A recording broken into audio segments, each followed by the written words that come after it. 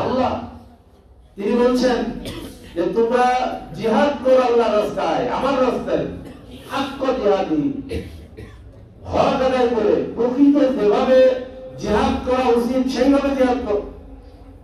আর এজন্য আমি তোমাদেরকে বাছাই করেছি। সুবহানাল্লাহ। কারণ এই জিহাদ, এই আন্দোলনে কখনোই তারা শরীক হতে পারবে না যদি আল্লাহর বাছাইয়ের মধ্যে কেউ না থাকে। এটা হলো আমি তোমাদেরকে বাছাই করেছি।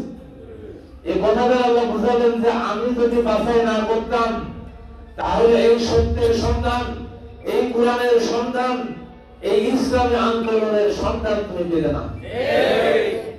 আজকে এই ইউনিয়নে আপনারা দেখবেন হাজার হাজার মানুষ আছে, তাদের মধ্যে কোনো দিন নাই, ঈমান নাই। ইসলামের পথে আসতে হবে, কোরআনের পথে চলতে হবে, এই ব্যাপারে কোনো বুঝ নাই, কোনো ধারণাই নাই। এরকম লোক আছে না? তাদের থেকে আল্লাহ আমাদেরকে বাছাই করেছেন। আল্লাহর ইচ্ছা ছাড়া কি আমরা এখানে আসতে পেরেছি? না।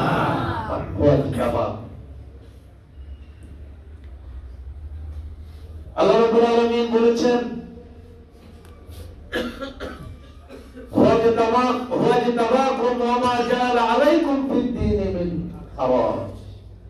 দ্বীনের মধ্যে কোনো বাড়াবাড়ি নাই, দ্বীনের মধ্যে কোনো জোর জবরদস্তিতা নাই, এই দ্বীনের মধ্যে কোনো কাঠিন্যতা নাই।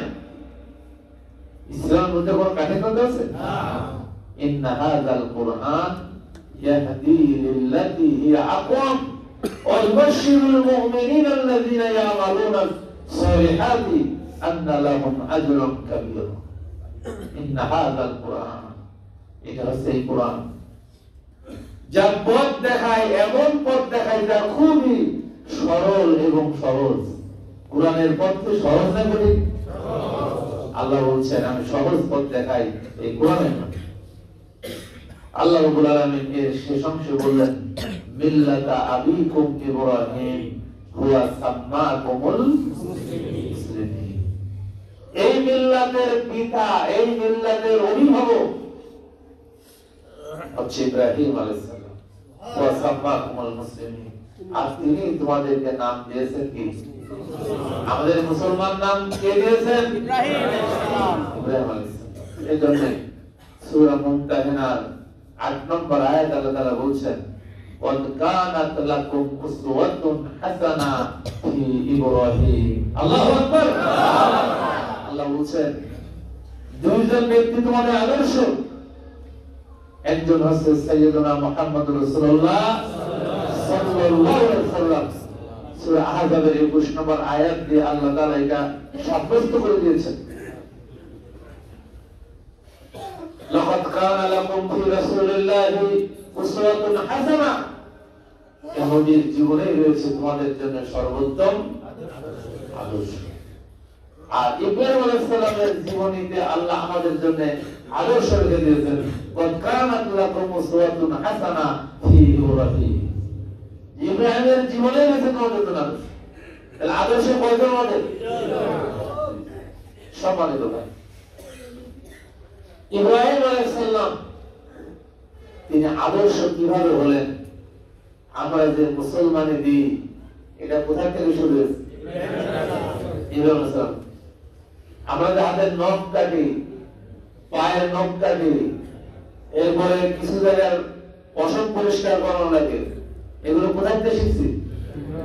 ইব্রাহিম আলাইহিস সালাম। আল্লাহ রাব্বুল আলামিন কুরআনুল কারীমের সূরা সফফাতের মধ্যে, সূরা বাকারার মধ্যে আল্লাহ তাআলা বলেছেন ইয ক্বালা লাহু রাব্বুহু আসলিম। ইব্রাহিমের রব যখন ইব্রাহিমকে বললেন ইব্রাহিম তুমি আত্মসমর্পণ করো, সারেন্ডার করো। কার কাছে? আল্লাহর আদেশ এবং নিষেধের কাছে।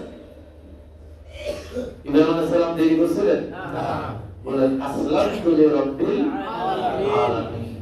আমি জগৎ সমূহের অধিপতি মহান আল্লাহর কাছে আমি আত্মসমর্পণ করলাম, আমি মুসলমান হয়ে গেলাম। সুবহানাল্লাহ। আল্লাহ বললেন ইব্রাহিম তুমি যে মুসলমান হলে তার প্রমাণ তো দেয়া লাগবে। তো মুখে বললে তো মুসলমান হওয়া যাবে না, প্রমাণ দেওয়া লাগবে না। ইব্রাহিম আলাইহিস সালাম বললেন, আল্লাহ আমি প্রমাণ দিতে রাজি আছি। 80 বছর বয়স, আল্লাহ তাআলা বললেন, ইব্রাহিম তুমি তোমার খাতনা করো। কত বছর বয়স? 80 বছর বয়সে ইব্রাহিম আলাইহিস সালাম খাতনা করলেন। আচ্ছা আপনারা বলেন, 80 বছর বয়সে খাতনা করা কি সহজ কাজ না কঠিন কাজ? কঠিন কাজ না। ইব্রাহিম আলাইহিস সালাম কোনো প্রশ্ন করেন নাই, কোনো ওযর পেশ করেন নাই, কোনো সময় দেন নাই। সহিহ বুখারীর হাদিস, ইখতাদানা ইব্রাহিমুন নবিয়্যু ওয়া হুয়া 80 সানাতান বিল কদম। ইব্রাহিম আলাইহিস সালাম 80 বছর বয়সে নিজেই নিজের খাতনা করলেন কুড়াল দিয়ে। কি দিয়ে? অস্ত্র, খুব ধারালো অস্ত্র ছিল, কুড়াল দিয়ে নিজে নিজের খাতনা করেছেন। সুবহানাল্লাহ। বললেন, আল্লাহ তোমার আদেশের পালন করছে। ইব্রাহিম আলাইহিস সালাম দোয়া করলেন, এরপরে রব্বি হাবলি মিনাস সালিহিন। বয়স কত? 80 বছর বয়স। আল্লাহ বললেন, ফাবাশশারনা বিগুলামিন হালিম।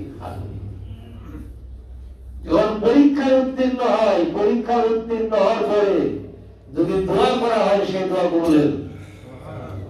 আপনার সন্তান যদি ভালো রেজাল্ট করে, তাহলে A+ পেয়েছে বা স্ট্যান্ড করেছে, বৃত্তি হয়েছে, রেজাল্ট পাওয়ার পরে আপনার মন খুশি হয়ে যাবে। ওই সময় যদি ছেলে একটা ভালো আবদার করে, আপনি আবদার মেনে নেন না? 80 বছর বয়সে যখন ইব্রাহিম আলাইহিস সালাম মুসলমানি দিলেন, আল্লাহর হুকুম পালন করলেন, ওই হুকুম পালন করার পরে আল্লাহর কাছে দোয়া করলেন, রব্বি হাবলি মিনাস সালিহিন। আল্লাহ দেরি করলেন না, সাথে সাথে বললেন, ফাবাশশারনা বিগুলামিন হালিম। আমি একজন আনুগত্যশীল সন্তানের সুসংবাদ দিয়ে দিলাম। সুবহানাল্লাহ। আবার পরীক্ষা, এরপরে আবার পরীক্ষা। আল্লাহ তাআলার সিদ্ধান্ত, ইব্রাহিম সন্তান দিয়েছি, তোমার এই সন্তানকে এখন আমার ঘরের পাশে রেখে আসো, মক্কা নগরী। কোথায়? কোথায়? সেই ফিলিস্তিন। ওইখান থেকে রওনা করলেন, মিশর পাড়ি দিয়ে এই আল্লাহর ঘর কাবার কাছে চলে আসলেন। কাবার তখন চিহ্ন ছিল না, তবে ইব্রাহিম সালাম জানতেন এখানে কাবা আছে।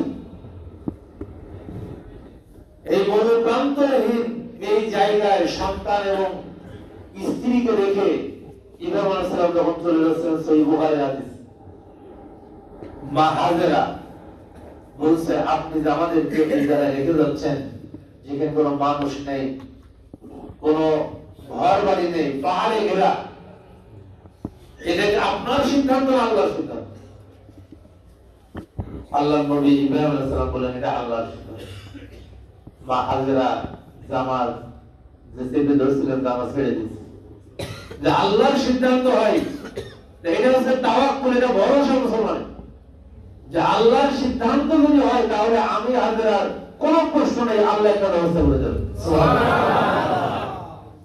ইব্রাহিম আলাইহিস সালাম আল্লাহর হুকুম পালন করতে গিয়ে এই মরু প্রান্তরে রেখে চলে যাচ্ছেন। যতক্ষণ মা হাজেরার সামনে ছিলেন, চোখ দিয়ে কিন্তু পানি পড়ে না, কারণ চোখ দিয়ে যদি পানি পড়ে, কান্না আসে, তাহলে পরীক্ষায় উত্তীর্ণ হতে পারবে না। কিন্তু যখন মা হাজেরাকে রেখে বেশ কিছু দূর চলে গেছে, ইব্রাহিম আলাইহিস সালাম আর চোখের পানি ধরে রাখতে পারেন।